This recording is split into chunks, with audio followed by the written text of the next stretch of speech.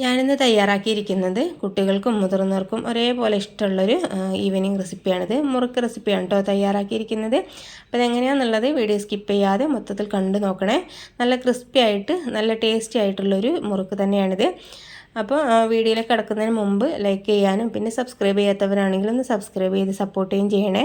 ആ തൊട്ടടുത്ത് കാണുന്ന ബെല്ലൈക്കണും കൂടി ഒന്ന് പ്രസ് ചെയ്തിട്ട് അതിൽ കാണുന്ന ഓൾ എന്ന ഓപ്ഷൻ തന്നെ ക്ലിക്ക് ചെയ്യാൻ മറക്കരുത്.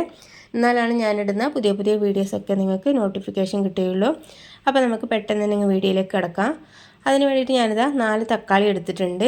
ഈ ഒരു ചെറിയ തക്കാളി ആയതുകൊണ്ടാണ് 4 എടുത്തിട്ടുള്ളത്. വലിയതാണെങ്കിൽ 2 എടുത്താൽ മതിയാവും. പിന്നെ തക്കാളിയുടെ നല്ല രീതിയിൽ പഴുത്ത തക്കാളി തന്നെ എടുക്കണം കേട്ടോ. എന്നാലാണ് നല്ല ഒരു പുളിയോട് കൂടി നമുക്ക് ഈ ഒരു മുറുക്ക് തയ്യാറാക്കി എടുക്കാനായിട്ട് കഴിയുക.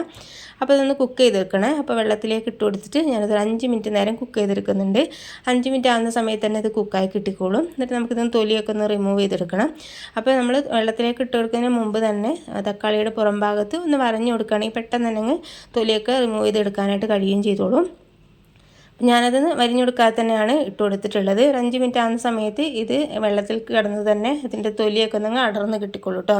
ചെറുതായിട്ട് അടർന്ന് വരുന്ന സമയത്ത് ഫ്ലെയിം ഓഫ് ചെയ്താൽ മതി. ഇപ്പോൾ ചൂടാറിയതിന് ശേഷം ഞാൻ തൊലിയൊക്കെ ഒന്ന് കളഞ്ഞെടുത്തിട്ടുണ്ട്.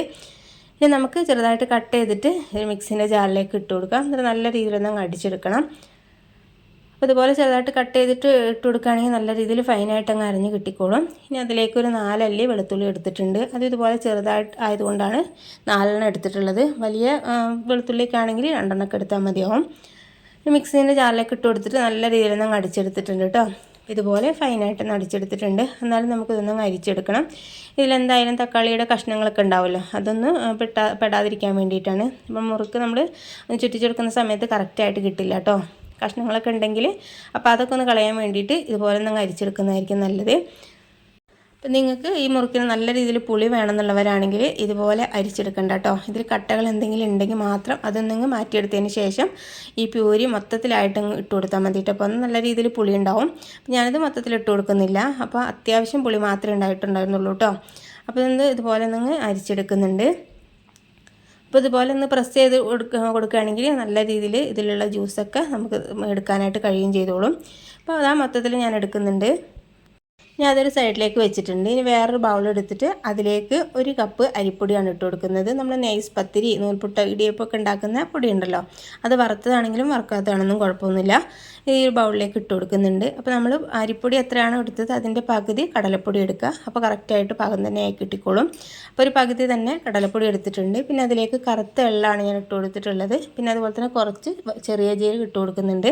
ചെറിയ ജീരകം ഓപ്ഷണലാട്ടോ, അതിൻ്റെ ഫ്ലേവർ ഇഷ്ടമുള്ളവർ ചേർത്ത് കൊടുത്താൽ മതിയാവും. ഇനി അതിലേക്ക് കുറച്ചൊരു എരിവ് കിട്ടാൻ വേണ്ടിയിട്ടും കളർ കിട്ടാൻ വേണ്ടിയിട്ടുമാണ് ഇതുപോലെ കാശ്മീരി മുളക് പൊടി ചേർത്ത് കൊടുക്കുന്നുണ്ട്. അപ്പോൾ എരിവ് അത്യാവശ്യം വേണമെന്നുള്ളവരാണെങ്കിൽ എരിവുള്ള മുളക് പൊടി ചേർത്ത് കൊടുത്താൽ മതി. പിന്നെ കുറച്ച് മഞ്ഞൾപ്പൊടിയും പിന്നെ കുറച്ച് കായപ്പൊടി കൂടി ചേർത്ത് കൊടുക്കുന്നുണ്ട്. കായപ്പൊടി ഒന്നും ഒരുപാട് കൂടുതലായി പോകണ്ട കേട്ടോ. അപ്പോൾ ഇതുപോലെ തന്നെ കുറച്ച് ചേർത്ത് കൊടുത്തിട്ടുണ്ട്. പിന്നെ ആവശ്യത്തിനുള്ള ഉപ്പും കൂടി ചേർത്ത് കൊടുക്കാം. പിന്നെ അതിലേക്ക് 1 ടേബിൾ സ്പൂൺ ഓയിലാണ് ഒഴിച്ച് കൊടുക്കുന്നത്. ഇനി അതിലേക്ക് നമ്മൾ മാറ്റി വെച്ചിരിക്കുന്ന ടൊമാറ്റോ പ്യൂരി ഉണ്ടല്ലോ, തക്കാളി നമ്മൾ ജ്യൂസ് അടിച്ചിട്ടില്ലേ, അത് ഇതിലേക്ക് ഒഴിച്ചു കൊടുക്കാം. ഒഴിച്ചു കൊടുക്കുന്ന സമയത്ത് കുറച്ച് ഒഴിച്ചു കൊടുത്തിട്ട് ഇതുപോലെ മിക്സാക്കി കൊടുക്കാം. ഇനി നമുക്കിത് നല്ല രീതിയിലൊന്ന് കുഴച്ചെടുക്കാം. അപ്പോൾ വെള്ളം കുറവാണ് തോന്നുകയാണെങ്കിൽ നമ്മൾ ടൊമാറ്റോ പ്യൂരിയിൽ ഇതുപോലെ നല്ല രീതിയിൽ കുഴച്ചെടുക്കാൻ പറ്റിയിട്ടില്ലെങ്കിൽ ഇളം ചൂടുള്ള വെള്ളം ഒഴിച്ചു കൊടുത്താൽ മതി. അപ്പോൾ അത് 1-2 ടേബിൾ സ്പൂണൊക്കെ ചേർത്ത് കൊടുത്തിട്ട് ഇതുപോലെ കുഴച്ചെടുത്താൽ മതി കേട്ടോ. ഒരുപാട് ലൂസായി പോകരുത്. ഇതുപോലെ നല്ല രീതിയിൽ സോഫ്റ്റ് ആക്കി എടുത്തിട്ടുണ്ട്. ഇപ്പോൾ കണ്ടില്ലേ, നമ്മൾ ചപ്പാത്തി മാവിനൊക്കെ പോലെ നല്ല സോഫ്റ്റ് ആക്കി തന്നെ എടുത്തിട്ടുണ്ട്. ഇനി നമുക്ക് ഇതൊന്നും ചുറ്റിച്ചെടുക്കണം. അതിന് വേണ്ടി സേവനാഴി എടുത്തിട്ടുണ്ട്.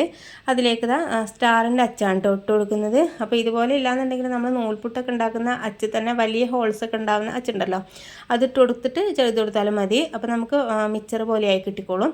ഇത് ഞാൻ മുറുക്ക് പോലെയാണ് ചെയ്തെടുക്കുന്നത്, അതുകൊണ്ട് സ്റ്റാറാണ് ഇട്ട് കൊടുക്കുന്നത് കേട്ടോ. അപ്പോൾ ഇതിലേക്ക് കുറച്ചിട്ട് കൊടുത്തിട്ട് ഇതുപോലെ അങ്ങ് അടച്ചു വെക്കാം. അതിന് ശേഷം നമുക്ക് ഇതൊന്ന് ചുറ്റിച്ച് കൊടുത്താൽ മതി കേട്ടോ. എണ്ണയിലേക്കൊന്ന് ചുറ്റിച്ച് കൊടുക്കുന്ന സമയത്ത് കറക്റ്റായിട്ട് കിട്ടിക്കോളും. അപ്പോൾ ഞാൻ ഡയറക്റ്റായിട്ട് തന്നെ എണ്ണയിലേക്ക് ഇട്ട് കൊടുക്കുകയാണ് ചെയ്യുന്നത്. ഇനി ഞാനിത് നല്ല രീതിയിൽ എണ്ണ ചൂടാക്കി എടുത്തിട്ടുണ്ട്. ഹൈ ഫ്ലെയിമിൽ വെച്ചിട്ട് എണ്ണ നല്ല രീതിയിൽ ചൂടാക്കി എടുക്കുക. എന്നിട്ട് മീഡിയം ഫ്ലെയിമിൽ വെച്ച് കൊടുക്കുക. എന്നിട്ട് ഇതുപോലെ അങ്ങ് ചുറ്റിച്ച് കൊടുത്താൽ മതി കേട്ടോ.